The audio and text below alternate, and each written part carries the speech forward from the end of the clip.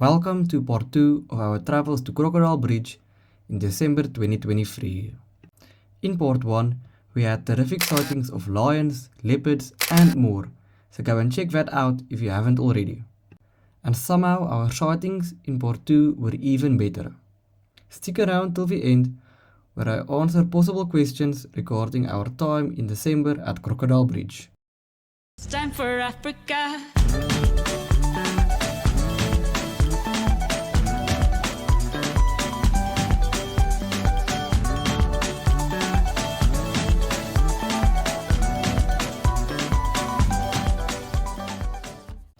Day 4 started off excellently. Not far south of Nkulu, we found another leopard.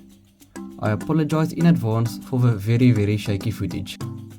Usually the sightings between Lower Shabi and Skukuza are extremely crowded, but it was just us and one other vehicle. We disappeared before any other traffic could arrive. Shortly after stopping at Nkulu, our luck continued when we found these two lionesses. Even though the bush was thick, we found a good spot from where to view them.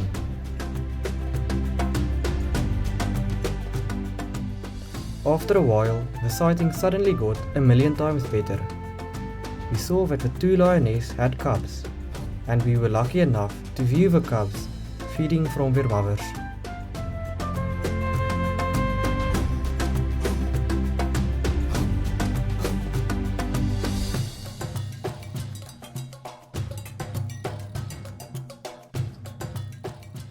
It was adorable, seeing the little cubs climb onto and over their mother to find a better spot to drink from.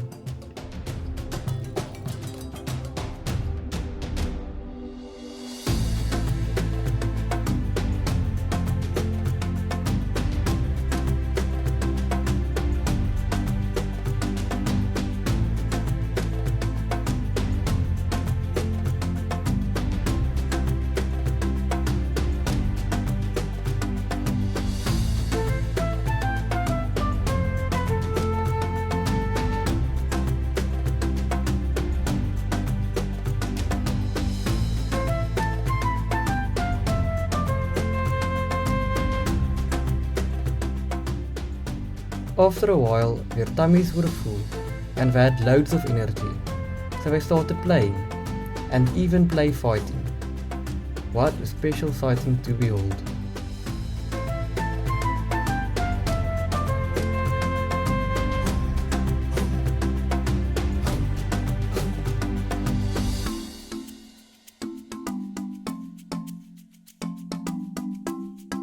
Even though I could spend the rest of the day at the lion sighting, we decided that it was time to drive on. Further down the road, there were more possible sightings awaiting us.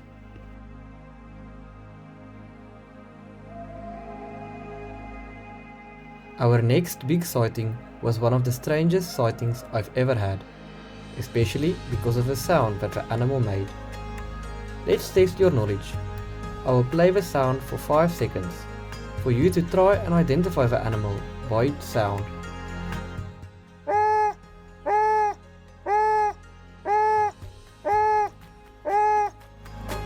Well done if you said wild dog.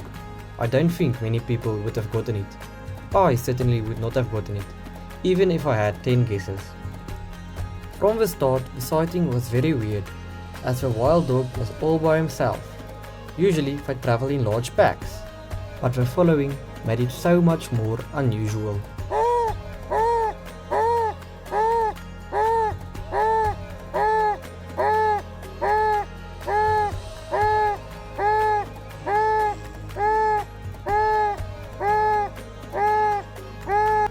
As you could imagine, a couple of minutes of him shouting or calling got quite irritating, but then some more weird stuff happened.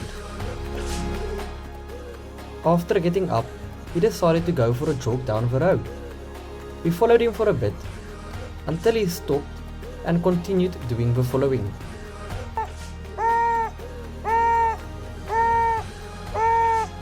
He then started running again, and our weird but extraordinary sighting came to an end. Later on, we came across what I suspect to be the remains of the impala. Unfortunately, the predator that killed it was already long gone, and only the vultures remained.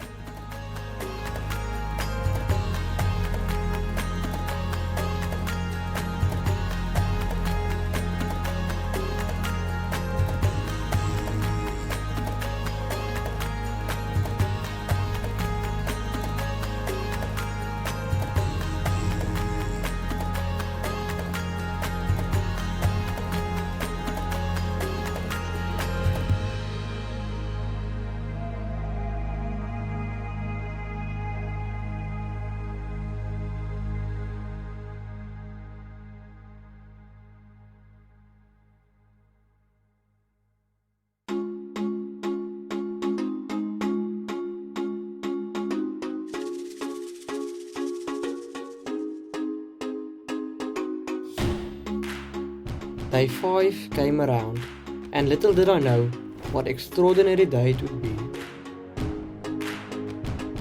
We left at 4:30 when the gates opened, and found a pride of lions, all to ourselves, soaking up the early morning sun rays, right in the road.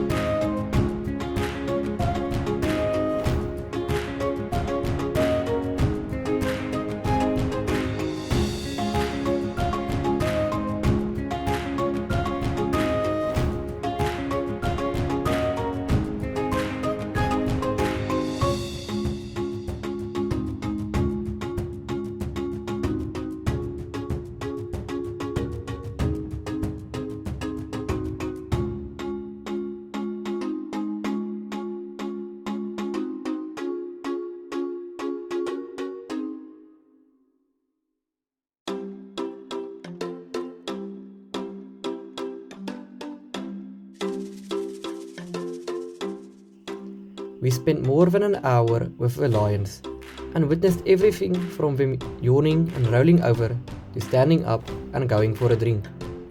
For most of the time, we were the only vehicle there. For a couple of minutes it was us and one or two other vehicles, but when the game viewers started arriving, they didn't stop. Each one tried to get closest, and eventually the lions got up and fled into the grass. They didn't go far and were still very visible, but I didn't like all the game viewers around, and the sighting wasn't nearly as good as it used to be. So like the lions, I decided that it was time to move on. In hindsight, this was a very good idea, and we timed it perfectly, as half an hour later, we found a cheetah in the road. Yet again, I stopped quite far away, so we had a good view of the cheetah approaching us for quite some time. But our attention quickly shifted when we saw the cheetah had two cubs.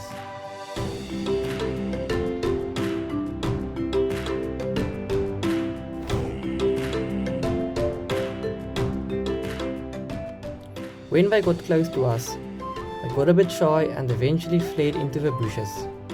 Luckily, they didn't stay there long and would later on rejoin the road, still continuing to walk in the same direction.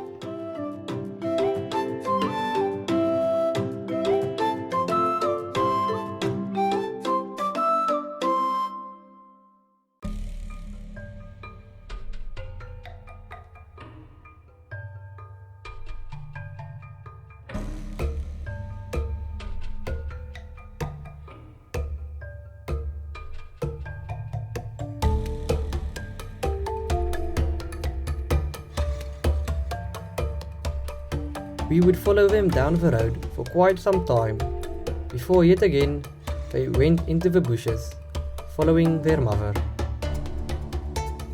Next to the road, she would climb onto anthills to get a better view of the surrounding areas, while her cubs kept on following and moving along.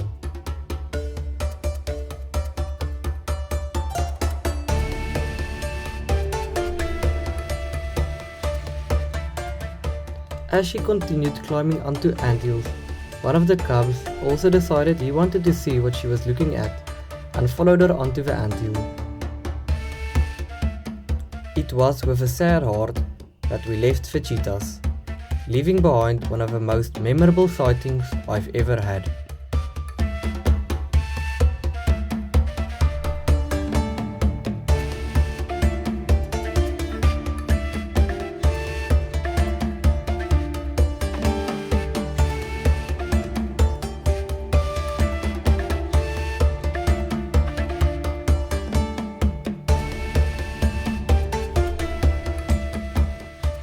Quite some time later, in the early afternoon, we found a pride of lions, our second for the day. We only had our eyes on the big male for a couple of seconds before he disappeared. After that, we continued watching the rest of the pride, hiding from the heat of the afternoon sun.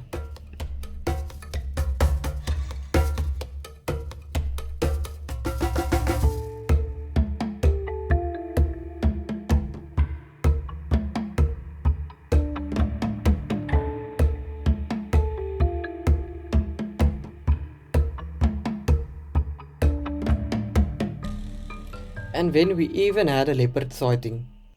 He quickly ran across the road before I could grab my camera, and I could only film him walk into the distance. This was still a very special sighting, and a very special way to end off this very special drive.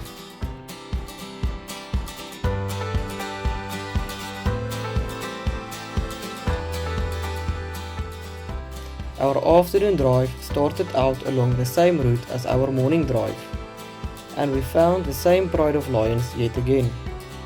They had barely moved more than 50 meters since we last saw them more than 10 hours ago.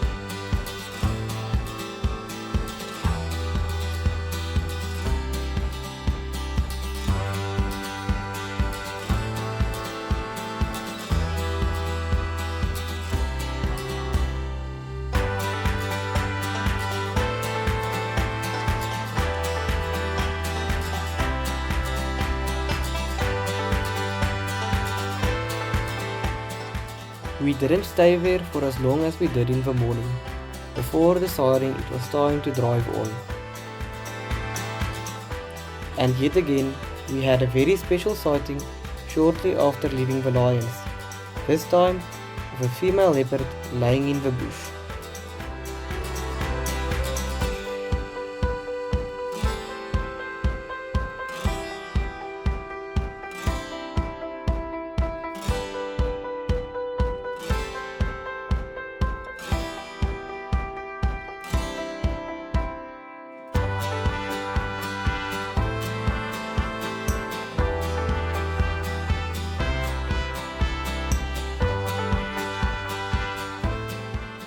Eventually, she got up and started to look at something in the distance. Something caught her attention, a herd of impala nearby. She started chasing after them, but didn't get close. It looked as if she was injured. Our last day arrived, and it was time to take the long road back to Auckland. The direct route from Lower Swabi to Chokwane surprised me quite a bit. Usually this is not the most productive road for us, but on this particular occasion we had a great sighting of a female lion as well as 2 hyena cubs.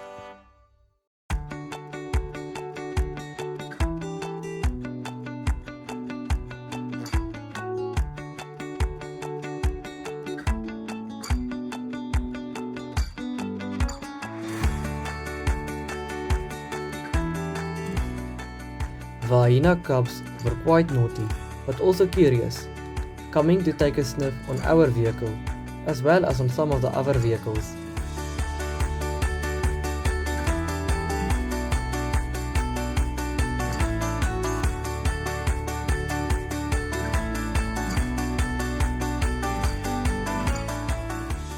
Eventually, we were back on the road I know best in the entire park, the main road from Orpen to Satara, and like always, it produced some spectacular sightings.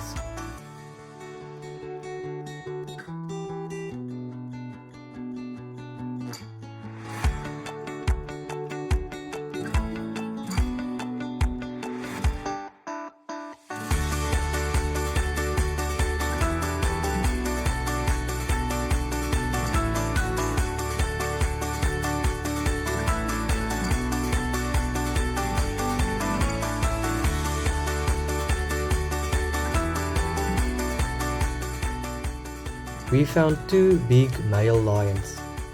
I assumed this was going to be our last lion sighting, and couldn't ask for a better last lion sighting to have. We spent some time with him before continuing our drive home. We also had one more glimpse of a cheetah. Do you see it? What about now? We sat there for what felt like ages waiting for him to get up, and eventually he obeyed. For a while he sat and looked around before later again laying down. Unfortunately, he wasn't in a mood to walk around or cross the road like we hoped he would.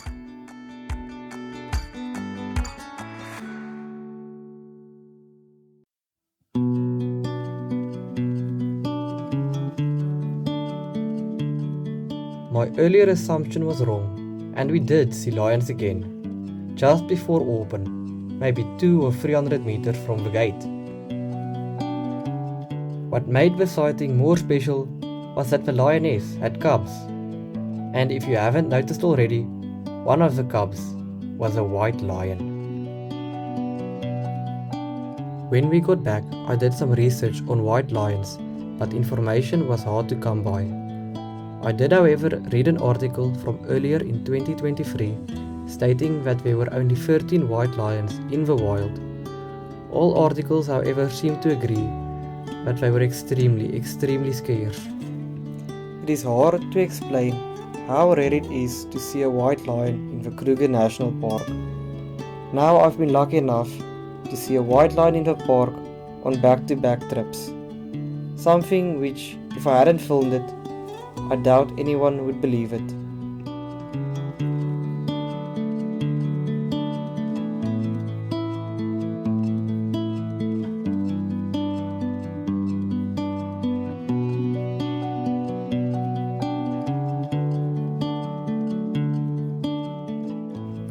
This once-in-a-lifetime sighting brought an end to a spectacular week in the park. Now for a quick overview of our trip, with some of the photographs I took or other footage I took playing in the background. The two topics I want to cover is what it was like being in the park in December and what it was like staying at Crocodile Bridge. Firstly, going in December, we expected it to be very hot. It was hot, but not as hot as expected. There were a couple of days where the temperature was in the high 30 degrees, but it never crossed the 40-degree mark. The reason for it being cooler was of course all the rain. We didn't expect so much rain. Usually the big rains only arrive in January or February. So when going in December, be wary that it can rain a lot. We did, however, expect the bush to be thick and lush, and in many places it was. This, however, did not seem to affect our game viewing, as we had the same amount of sightings, possibly even more, than previous trips. There were, however, some places where the bush was so thick it would have been better to view the animal at another time of the year, as it was hard to get a good view of the animal with all the branches, grass or leaves in the way. But at other places where the grass naturally doesn't grow as tall, or where they burned the veld earlier in the year, our sightings were not affected at all. Overall, the lushness of the bush didn't play nearly as big of a role in our sightings as I expected it to do. On to point number 2, Crocodile Bridge. Crocodile Bridge has quickly turned into one of my favorite camps in the entire park. One of the reasons I like Crocodile Bridge so much is because of the game viewing. Even disregarding our current trip, then I think we got extremely lucky. In the past, when we were in Crocodile Bridge's region, sightings were always abundant. I would go as far as to say that predator sightings around Crocodile Bridge are on the same level as around Cheetah, which really says a lot if you know how highly I regard Cheetah. Another reason I like Crocodile Bridge so much is because it is much more quiet than the neighbouring Lower Sabi and Skakuza. This means sightings are not as crowded with game viewers and unconsiderate tourists as at other places. Overall, this trip far exceeded my expectations. We had some of the best sightings I've ever had, with no shortage of luck, and Crocodile Bridge has quickly turned into one of my favorite campsites. So if you're wanting to go to the Kruger National Park, definitely consider going to Crocodile Bridge, and don't write off going in December. Thank you for watching until the end. Please consider liking and subscribing if you enjoyed the video. And go and check out part 1 of the series if you haven't already. Goodbye for now.